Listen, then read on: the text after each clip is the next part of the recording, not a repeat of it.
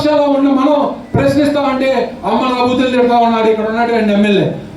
ముండలు రెండలు పిల్ల బచ్చ బల్ల బచ్చ అని ఈ వేరే ద్వారా చెప్తా ఉన్నా. నేను పిల్ల బచ్చాను, నువ్వు పిల్ల బచ్చాను, రేపు రాబోయే కాలం చేయించుదని ఎందుకంటే నీకు ఇక్కడ ఉన్నటువంటి శాసనసభ్యుడికి బహుశా గుర్తుండకపోవచ్చు. నేను 2001 సంవత్సరంలో జడ్పీటీసీగా పోటీ చేసినప్పుడు నువ్వు కనీసంగా ఆ రోజు ఇంకా రాజకీయాల్లో రానటువంటి పరిస్థితి.